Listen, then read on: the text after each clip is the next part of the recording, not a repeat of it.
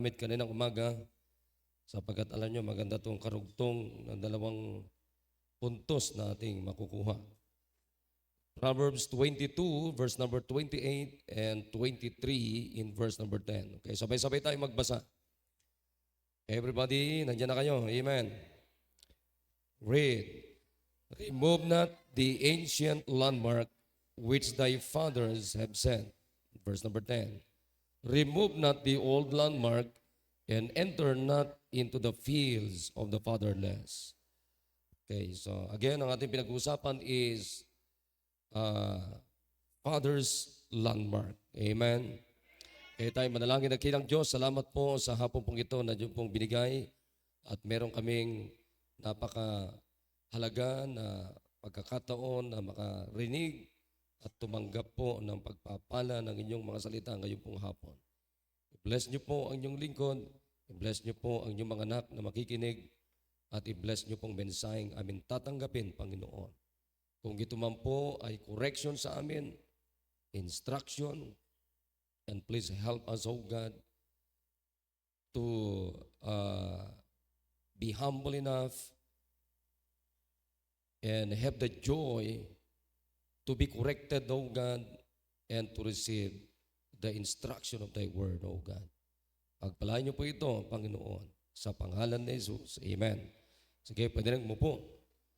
Now, kanina, ipinaliwanag ko na sa inyo para hindi na tayo pabalik-balik, ay makakonsumo po tayo ng ibang oras na hindi naman dapat magkonsumo pa. Now, kanina, ipinaliwanag ko na sa inyo what the Proverbs is all about, means. Amen? Anong ibig sabihin ng Proverbs? Ano ang kahalagahan ng Proverbs? At kanina, ipinaliwanag ko na rin sa inyo, mga kapatid, yung word na landmark na siyang punto ng ating usapin. Nakikinig kayo? So, na-explain ko na po sa inyo yan. Ngayon, ang gusto kong makita natin sa pagkakataong ito, bago tayo dumako sa mga ilang puntos na ating kukunin na mensahe ay yung word na set. Okay, balikan natin yung verse number 28. Mapansin nyo dito, sabi ng Bible diyan, remove not the ancient landmark. Okay? So tandaan nyo, yung ancient, yan yung nagpapahaya, nagsasabi, siyang nagsasabi kung sino ang nag-set yung landmark na yan. Okay? Sabi na Biblia, the ancient. Ibig sabihin, sila yung mga nauna. Okay? Sila yung mga nauna. May mga nauna kay King Solomon. May mga nauna kay King David. Okay? May mga nauna kila sa lahat ng mga bago dumating ang Book of Proverbs ay may mga nauna sa kanila. So, makita ninyo dito mga kapatid, how King Solomon respect those fathers na kanilang pinanggalingan, mga kapatid, especially yung landmark na isinet nila. Nakuha niyo mga kapatid? Kaya nga sabi niya, remove not, huwag aalisin. Alin? Yung mga nauna, mga ancient, mga sinauna na alin? The landmark. Which thy fathers have set. Ito naman ang tanong ko, mga kapatid. Did you set a landmark? Nakuha niyo, mga kapatid? Kasi, ano naman ang i-remove mo kung wala ka namang sinet pa? At kung may sinet ka na, hindi mo dapat i-remove. Okay, nakuha natin, mga kapatid. Pero nakakalungkot, mga kapatid, ang tanong ko ngayong hapon, kanina narinig nyo kaninang umaga, mga kapatid, na hindi dapat i-remove yung mga landmark na dapat iset natin bilang mga Kristiyanong ama ng tahanan. bilang mga Kristiyanong ina ng tahanan, bawat tahanan. Bilang mga kabataan sa bawat Kristiyanong tahanan. We're supposed to have that landmark, the Word of God. Amen? Yung salita ng Diyos na yan, sabi ko nga sa inyo kanina, alam nyo, eto, pakinggan nyo na maigi. The word set, it means to place with care. Hindi naman sila katulad yan, yung paglalagay ng muhon sa bawat boundary ng lupain, mga kapatid. Hindi naman basta naisipan lang na ilagay dyan. Hindi. Pinag-isipan yan. Sinukat yan. Nakikinig? Hindi yan nang huhula. Bawat geodetic engineer na naglalagay ng mga muhon sa bawat boundary ng lupa, yan ang magandang example natin dyan. Hindi yan basta lamang na, dito yan, dito yan, dito yan. Hindi. From the mother na muhon, mga kapatid, kinakailangan computein mo yan. May computation yan, susukatin mo yan para makita mo, malaman mo yung perfect na sukat, yung tamang sukat bago ka maglagay ng tinatawag na landmark. Amen? Muhon. Now, makinig kayo. Ang kagandahan sa atin, mga anak ng Diyos, hindi lamang yung mga nauna sa atin, like Moses, like Joshua, mga kapatid. Diyan sila Joshua, nandiyan sila Moses, nandiyan sila Abraham, nandiyan sila King David, nandiyan sila King Solomon. Ang kagandahan dito, mga kapatid, yung landmark na tinanggap nila na kung tawagin ni King Solomon is an ancient landmark, hindi nila tinanggap ito basta-basta sa mga ancient fathers nila, kundi ito'y tinanggap din ng mga fathers nila, ancient fathers nila mula sa Diyos. Mula sa Diyos. Nakuha niyo, mga kapatid? Kaya ang sabi ko sa inyo, bilang mga tahanang Kristiyano, bilang mga Kristiyano, mga kapatid, ito dapat ang number 1 na landmark ng ating tahanan. Nakikinig tayo? How many corners meron tayo sa tahanan natin? And you're supposed to put every corners in your homes the Word of God. Amen.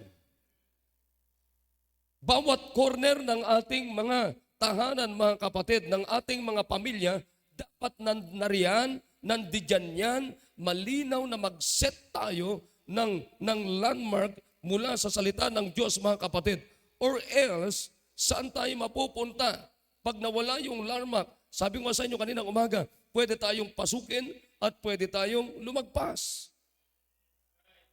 Pag tayo'y pasukin, mga kapatid, it is because we don't have the landmark of the Word of God. Ano mangyayari, mga kapatid? Violence. Violence. Amen? So, kaya nga, yung landmark natin, at bawat landmark, maging yung muhon sa lupa, inilagay yan at pinag-iisipan yan. They place with care or deliberately purpose and with relative stability or to establish as the highest level or best performance. Na makinig kayo. Ano ang pinaka-highest na landmark dapat na ilagay natin? The Word of God. Amen? Alam nyo, wala nang mas mataas dito, mga kapatid. Wala nang mas best na performance maliban sa Word of God. Amen? In fact, the most powerful landmark, it must be the Word of God. Tingnan natin. Let's go to Hebrews chapter 4 in verse number 12. Tingnan natin. Tingnan natin, mga kapatid. Napakaganda itong pinag-uusapan natin. Hebrews chapter 4 in verse number 12. Basahin natin ito sabay-sabay. For the word of God is what? Quick. Quick. Nandiyan na ba kayo? For the word of God is quick and what? Powerful. Amen? And sharper than any two-edged sword, piercing even to the dividing asunder of soul and spirit and all the joints and marrow, and is a discerner of the thoughts and intents of the heart. Wow. What a landmark. Amen? Alam yung kagandahan dito mga kapatid, ito ay powerful. Powerful. Ito ay buhay. Ito ay makapangyarihan. Sabi nga ng Biblia, gaano ka powerful ang salita ng Diyos mga kapatid. Powerful. The Word of God is quick and powerful and sharper than any two-edged sword. Ibig sabihin mga kapatid, walang bagay na hindi niya kayang i-overpower ang salita ng Diyos sa bawat tahanan natin. Mas powerful ang salita ng Diyos kaysa masamang ugali natin. Kaya, anumang kasama ang ugali natin mga kapatid, kayang baguhin ng powerful na salita ng Diyos. Yung bisyo ng mga anak ninyo mga kapatid, kayang baguhin ng powerful na salita ng Diyos. Yung powerful na salita ng Diyos, kayang hindi papasukin yung vices na pwedeng manghimasok sa bawat tahanan natin, brethren. Amen, mga kapatid. Powerful. Mga kapatid, kayang i-penetrate, kayang pasukin yung puso natin. Ganun ka-powerful ang salita ng Diyos. Kayang pasukin ang salita ng Diyos ang isip natin. Kayang ayusin, kapatid, yung hindi maayos na pamilya, ang Word of God. Anything. The Word of God is more powerful than anything else in this world. Set the Word of God as your landmark in the home. Sasabihin ko sa inyo, meron kayong powerful na pamilya. Amen! Meron tayong powerful na buhay. Meron tayong pinakamataas na level na buhay. If we are going to set the Bible as the landmark of every homes we have, maaabot natin mga kapatid yung mataas na level ng ating pamumuhay bilang Kristiyano sapagkat wala nang mas mataas sa salita ng Diyos. Come on, amen. Kaya ngayon ang tanong ko ngayon, did you set the Bible as your landmark? Now kung hindi pa kapatid, you start now that get the Bible as your landmark in your life. In your life. In your profession. Ha? Nakikinig tayo? Tingnan mo si Sir Ariel. Dati, kahit na vice president yan, kahit na siya pang magpresidente, mga kapatid, kung wala siyang landmark na mula sa salita ng Diyos, anong gagawin pa rin niya? Yayayain niya yung mga ka-office mate niya para mag-inuman pa rin. Di ba? Pero makita mo kapatid, pag meron kang salita ng Diyos, kakaiba yung testimony mo. Meron kang kakaibang testimony. Meron kang distinction sa mundo. Amen. Meron tayong tinatawag na highest level of distinction. Amen. Kakaiba ka. Katulad ngayon sa panahon na ito mga kapatid. Alam niyo ba, nakakaiba tayo pag tinanong ka, pag namatay ka, saan ka pupunta? Sinong makakapagsabi mga kapatid? Ako'y tiyak, langit, 100%. See? Amen. Diyan pa lamang kakaiba na tayo. Amen. Tatanungin ka pag namatay ka. Tiyak mo ba saan ka pupunta pag namatay ka? Anong sagot natin? I'm going to heaven 100%. At napakarami mga tao walang ganyang sagot. Pero ikaw may sagot ka na ganyan. Alam mo kung bakit? Sapagkat simula nung narinig mo yung kaligtasan mula sa kamangha-manghang Bibliang ito, you know that you have the assurance of heaven. That when you die, you're going to heaven. Because of the King James Bible. Because of the Holy Book. Amen. Simula nung narinig natin na si Kristo'y namatay, nilibing muling nabuhay. Simula nung narinig natin na pwede tayong maligtas sa apoy ng impyerno. Simula nung narinig natin na si Kristo ang gift of eternal life. Tinanggap natin si Kristo mula sa aklat na ito mga kapatid, nagkaroon tayo ng assurance of heaven. Amen! Nagkaroon tayo ng pagbabago ng buhay. Tumaas yung buhay natin. Tumaas yung level ng ating buhay. Hindi na tayo naka-level sa mundo. Simula nung tinanggap natin si Kristo, mga kapatid, kayo mga dating baon sa bisyo, baon sa alak, baon sa sigarilyo, baon sa sugal, baon sa droga, baon sa kamunduan, mga kapatid, baon sa iba't ibang kasalanan. But it is because of the Word of God, kapatid, mula dyan sa mababang level ng buhay, itinaas tayo ng salita ng Diyos sa pinakamataas na level ng ating buhay. It is because of the Word of God.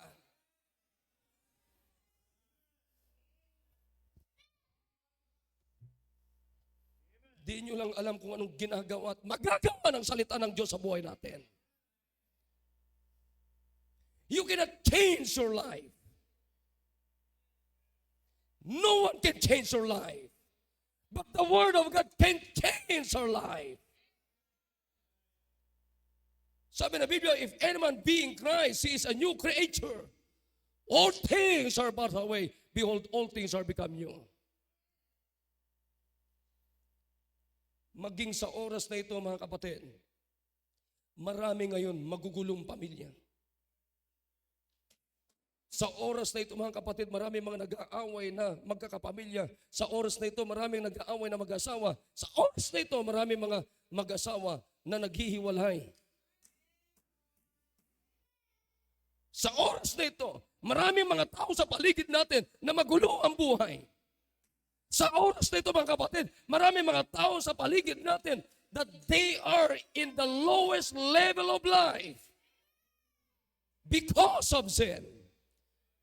But because of the Word of God, narinig mo, narinig ko, narinig natin salita ng Diyos from that wasted life, kapatid. Sabi nga ni Brother Rolly kanina, ang buhay ko noon ay basura, pero dahilan sa simbang ito, dahilan sa Diyos, dahilan sa salita ng Diyos, nakapag-graduate ako sa Bible College, dahilan sa salita ng Diyos, it changed my life.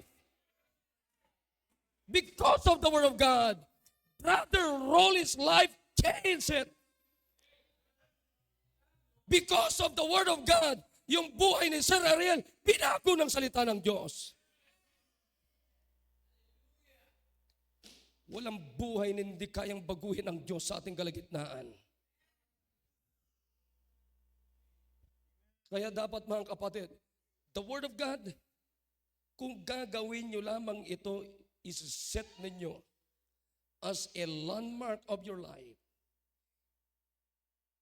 He will put you into the highest level of life.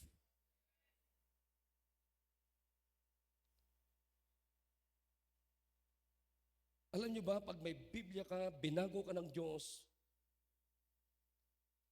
maglakad ka man, makita ka man ng tao, sino man yan, tatratuhin ka na may respeto. Because of this. In fact, mga kapatid, sino ka ba? Sino ba ako? Sino ba tayo pag wala nito? Pares naman tayong basura eh. Pare-pares tayong pupunta ng impyerno. Pero dahilan dito, mga kapatid, kinig kayo, nagbago ang ating eternity. Nagbago ang Diyos natin. Nagbago ang kapamilya natin. Nagbago ang pananalita natin. Nagbago ang pag-uugali natin. At hanggang ngayon binabago pa rin. Do you believe that? Nagbago ang kasuotan natin.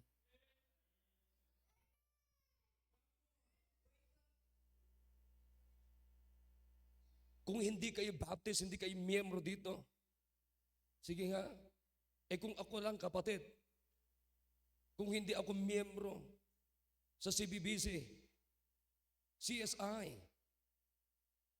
sa oras na ito, Wala akong suot na ganito. Na pag naglalakad ka dyan ay parang mayaman. Ha? Pag ganun mo sa bulsa mo, wala naman palang pera, panyo lang. Pero at least na pagkakamalang kang mayaman. Bakit? Suot mo, disente.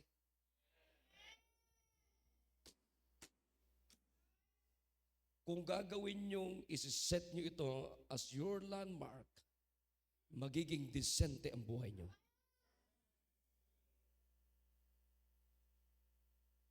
Pero pag wala kayong landmark na salita ng Diyos, bara-bara at basura ang buhay.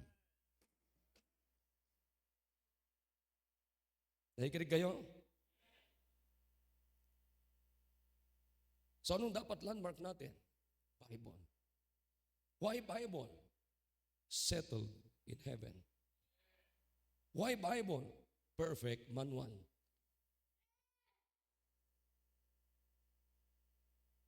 Then number three.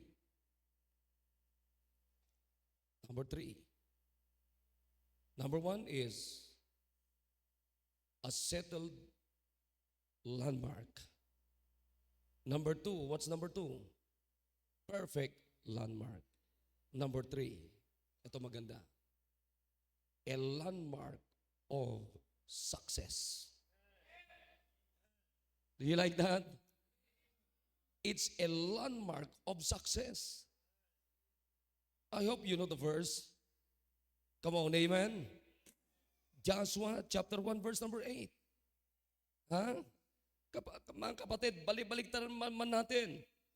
It may be you have the position, you have the profession, you have the possession, but without the Word of God, there is no good success. The Bible is a landmark of success. Do you believe that? Amen? Let's go to verse number 8.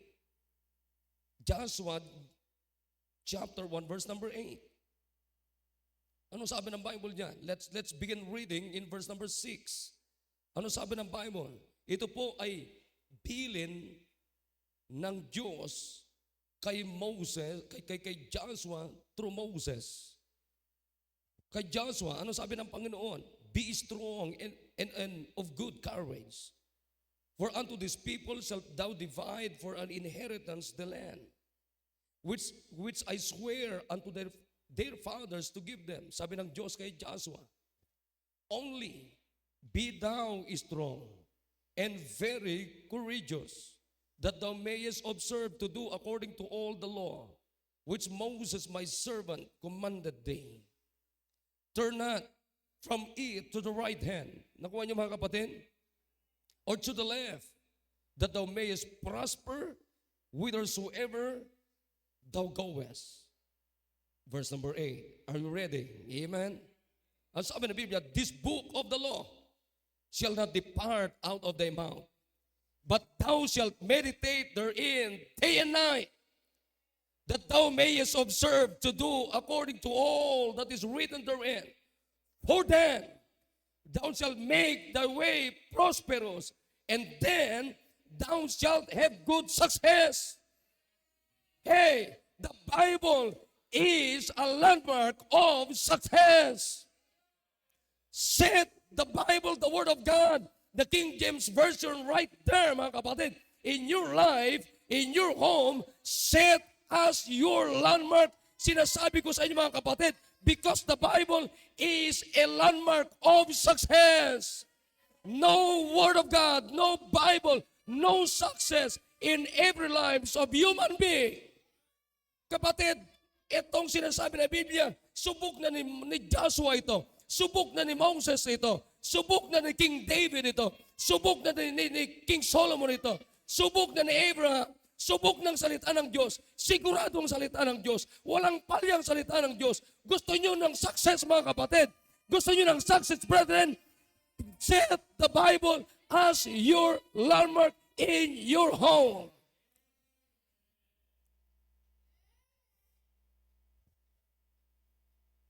Kaya nga, Hindi lamang linggo ng umaga, hindi lamang linggo ng hapon, hindi lamang Wednesday service, naririnig ang salita ng Diyos. But it must be every day. It must be day and night. Day and night. Day and night. Kaya sabi ng Biblia, kapatid, huwag iiwalay ito, salita ng Diyos, araw at gabi.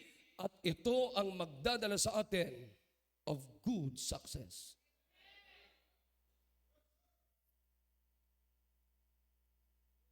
Makinig kayo. Kahit gaano karami pera mo, wala kang Bible, mabubuang ka. Kahit gaano kataas ang position mo, kapatid, wala kang Bible, magyayabang ka. Kahit gaano karaki ang bahay mo, kahit gaano kaganda ang bahay mo, kapatid, wala nang gaganda sa isang tahanan, kapatid, na may salita ng Diyos. Yeah! Amen! Ha? Kahit na sabihin mo, alam mo, pastor, naabot ko yung magandang tagumpay sa buhay ko, naabot ko yung pagiging doktor, naabot ko yung ganito, naabot ko yung ganito, naabot ko yung ganito. But without the Word of God, no good success.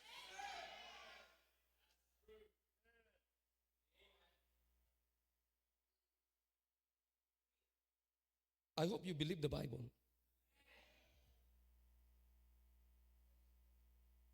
Ha? Kaya wag lang kayo nakapokus sa pera, pera, pera, pera. Money without the Bible, no good success. Wag lang kayo nakafocus sa work, work, work, work without the Bible, no good work.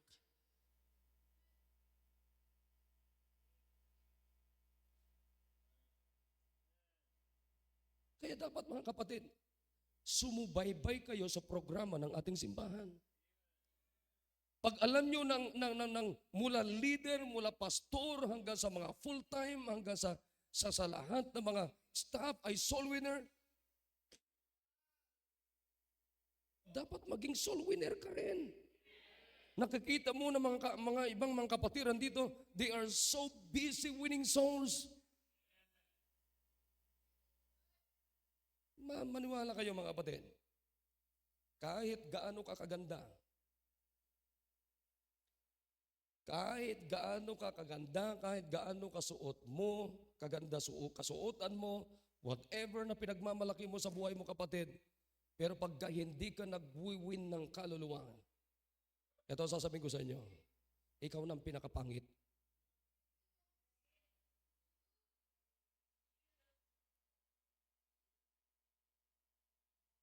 Narinig ko yung isang old-time pastor. Ano sabi niya? Gaano mang kalaki ang binibigay mo sa gawain ng Diyos na pera, but if you're not winning souls, you are a backslider. Nakikinig kayo? Ha? Alam niyo kung bakit? Yung unsaved nga pwedeng magbigay ng pera sa gawain eh. Naunawan niyo? Kaya,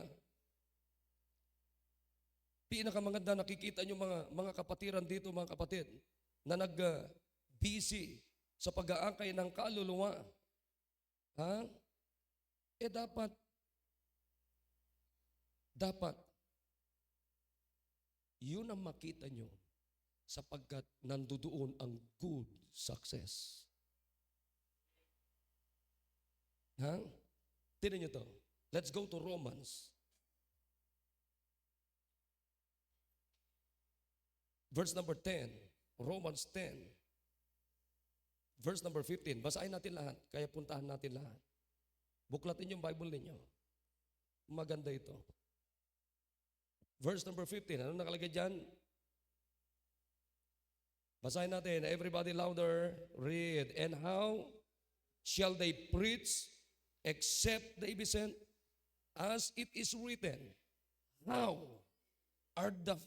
beautiful are the feet of them that preach the gospel of peace and bring glad tidings of good things. Woo! Amen? Ano sabi ng Biblia? Gaano kaganda ang mga paa ng mga nangangaral ng Ebanghelyo. Amen? Ha? Kaya kayong mga soul winners, huwag kayong tumigil. Don't quit, don't stop. Amen? Paapuin nyo yung pag-uwin nyo ng kaluluwa.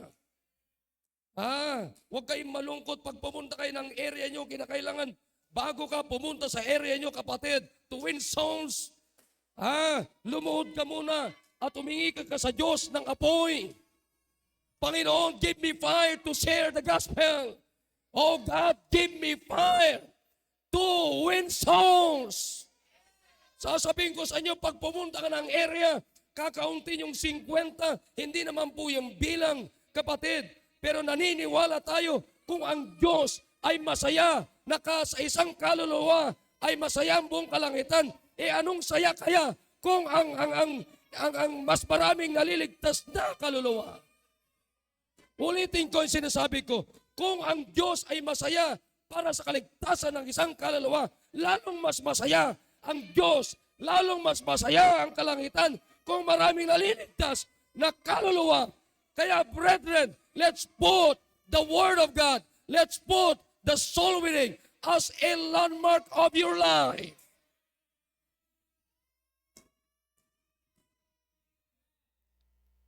Alam niyo yung sinasabi ko sa inyo na pag pumunta ka sa church, you bring somebody with you.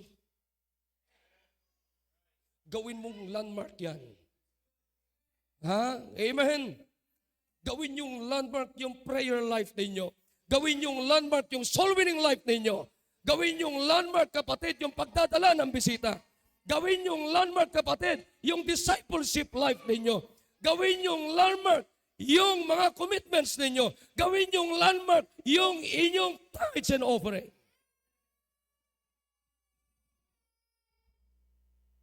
Sinasabi ko sa inyo, maaabot nyo yung good success.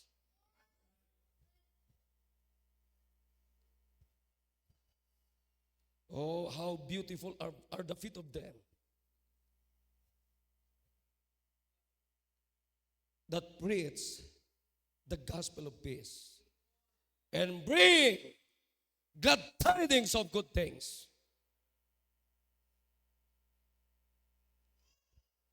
Kahit gaano ka kagaling mag-speech, tuwing ikaw ay mag-speech, without preaching the gospel, walang kagandahan. Nakikinig kayo? Ewan ko kung narinig nyo to. Merong isang doon merong isang clip sa Bible, ay sa Facebook. Cum laude yata yun. Sino nakabasa nun?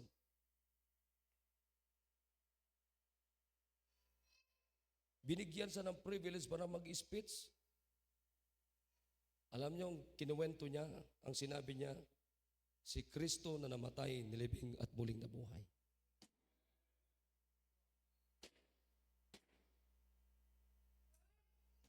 The Bible is a landmark of good success.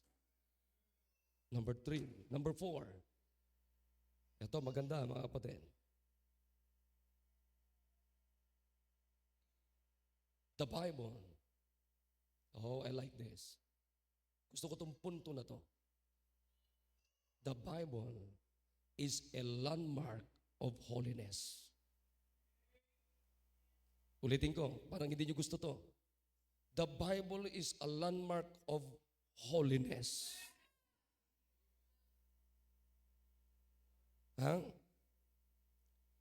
Sabi ng Biblia, Romans 7:12, wherefore the law is holy, and the commandment is holy, and just, and good. Kinig kayo mga kapatid. Sabi ng Panginoon, be ye holy because I am holy. Ano ibig sabihin ng holy, sacred, pure, blameless? Anong ibig sabihin ng just, equitable? By implication, innocent, holy, absolute, righteous. Alam niyo sabi ng Bible in Romans 2:13, for not the hearers of the law are just before God, but the doers of the law shall be justified. Sabi ng Biblia, Romans 14, verse number 17, for the kingdom of God is not meat and drink. Makinig kayo, kung anak tayo ng Diyos, miyembro na, nasasakupan na tayo sa kingdom ng Diyos. Alam nyo, sa kingdom ng Diyos, mga kapatid, hindi lang puro pagkain. Pagkain ng ating laman.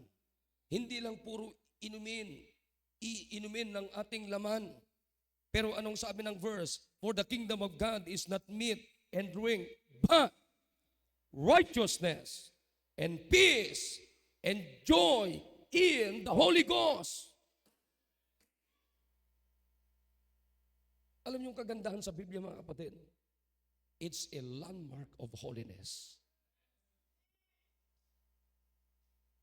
Anong ibig sabihin ng holy? Set apart from sin.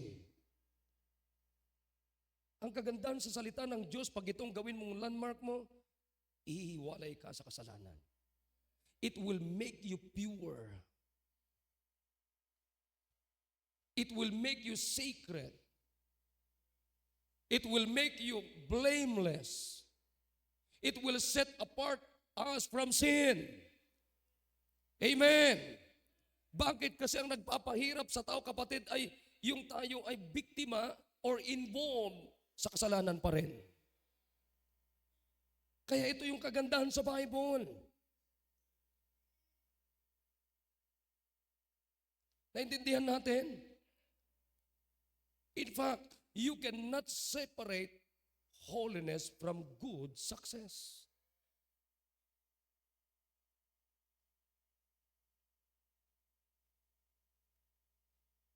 Tingnan nyo, katulad ng sinasabi ko sa inyo kanina. Si Brother Ariel, naranasan niya yung nag-inom siya, ayon sa kwento niya. Pinarking niya yung sasakyan niya, pagkatapos sa makipag-inuman, kalasingan niya, hindi niya alam kung saan niya pinarking yung sasakyan niya. See? But because of the Word of God, amen, ginawa siyang banal na tao. Anong ibig sabihin ng banal? Kapatid, yung hindi ba nagkakamali? No. Ang ibig sabihin ng banal, you repented of your sins and accept Jesus as your Lord and Savior of your life. Alam niyo ba, nung simula nung ginawa natin yan, mga kapatid, binura na ng Diyos lahat ng kasalanan mo. Lahat ng record mo na pagkakapal-kapal, mga kapatid, binura na ng Diyos. Kaya nga, tayo ngayon ay qualified sa langit. Bakit? Burado na lahat ng record mo. Lahat ng record mo. Maaring yung record mo hindi mabura-bura ng misis mo. Pero ang Diyos binura na yan. Di ba? Nakikinig ba kayo mga husbands? Minsan pagka maningil, sinumpong yung misis natin. Oh, saan ka na naman galing? Tama? Oh, saan ka na naman galing? Bakit ang tanong ay, saan ka na naman? Kasi may record pa sila. May record ka pa na masamang record na hindi pa nabubura. Kaya ang tanong nila ay, saan ka na naman? Di ba? Pero pag ang tanong ay, saan ka galing? Wala nang record yon. Ito mga babae pa naman din, ang galing mag-record. Di ba? Ang galing mag-record ng pagkakamali natin, pero yung mabuting ginawa natin, wala tayong record. Bakit? Anong nangyari sa inyo? Anong nangyari sa amin? Ha? Isa si Silang, ang dami niyang alam mo, iniwan mo kami, wala kaming pagkain. Iniwan mo kami, wala kaming breakfast. Iniwan mo kami lang mag-isa. Iniwan mo kami. Sabi ko, nangyari ba yan? Oo.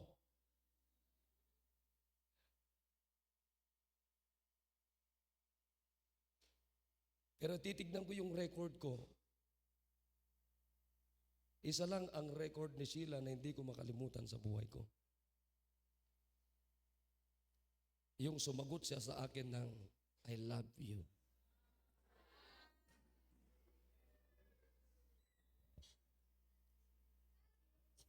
O, kala nyo masama, ha? Hindi ako nagre-record ng masama. O, di ba?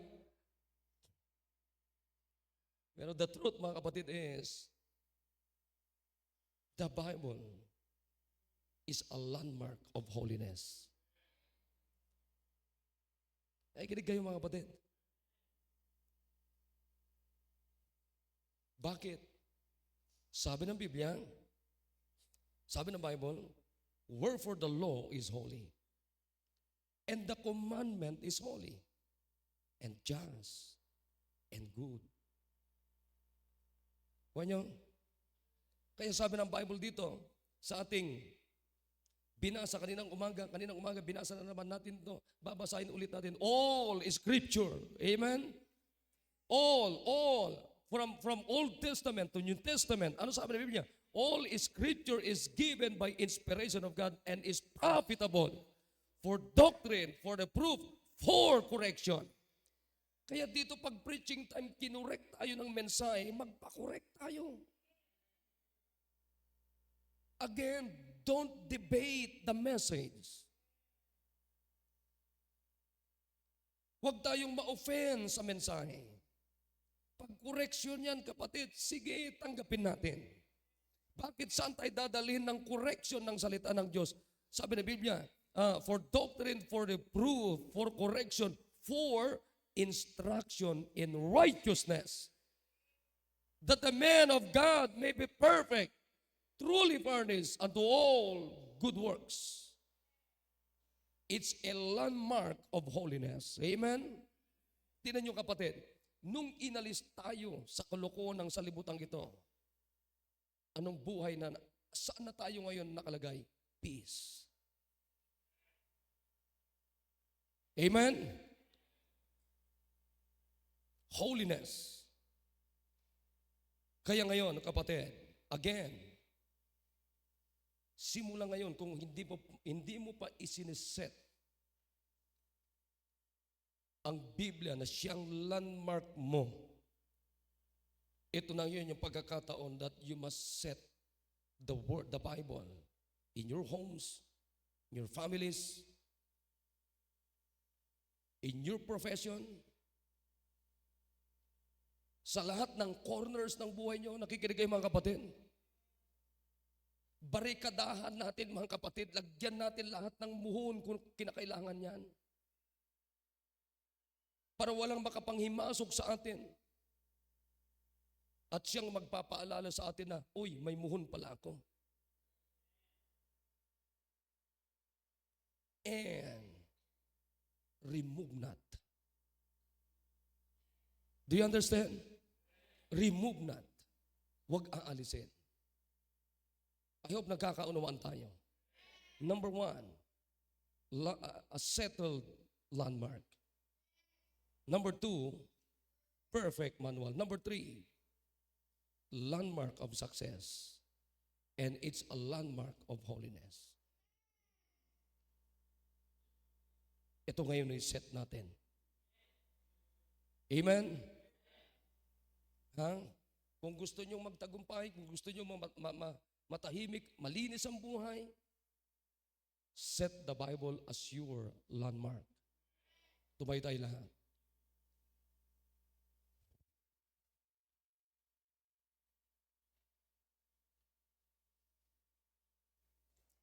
Come on. Dito na lahat. Dito na lahat. Wala sa upuan. Get out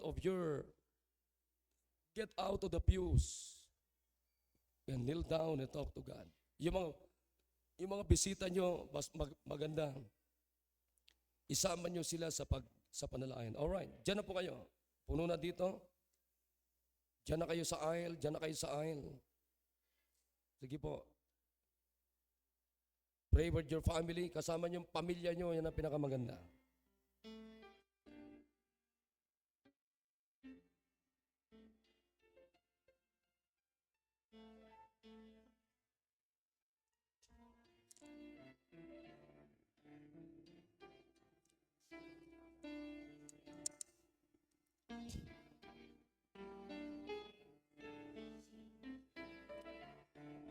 Alam mo, maganda na nanalangin yon, tatay.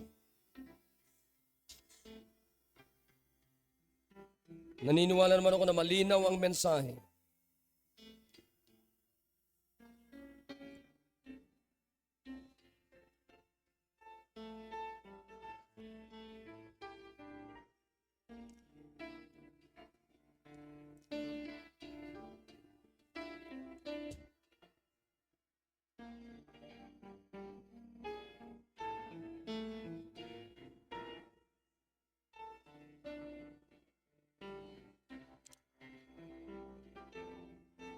Liwanagin natin na maigi. Baka wala pa tayong na-set na landmark ng ating individual na buhay. Hindi ka man tatay, nanay, young men, young ladies, bawat anak ng Diyos, wala na tayong ibang landmark, wala na tayong ibang muhon kundi salita ng Diyos. It's a landmark of good success. It's a landmark of holiness. And it's a perfect landmark.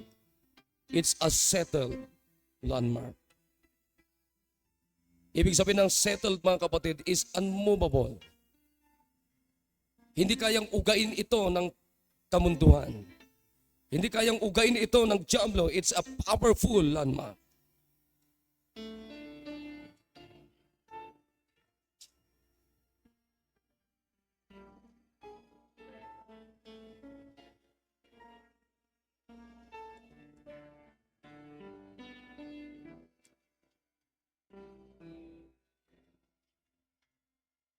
Dakilang Diyos na makapangyarihan po sa lahat. Oh God, thank you so much for thy word that we heard this afternoon.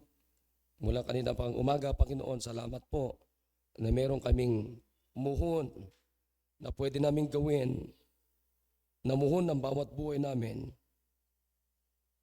na siyang magdadala sa aming Panginoon ng good success, holiness life. Katulad ng sinabi niyo, Panginoon, be ye holy because I am holy. Bawat anak ninyo, Panginoon, dapat kami po'y namumuhay. Ang normal dapat sa amin ay namumuhay kami na sagrado, Panginoon. Namumuhay kami, Panginoon, na banal, Panginoon, because Thou art a holy God.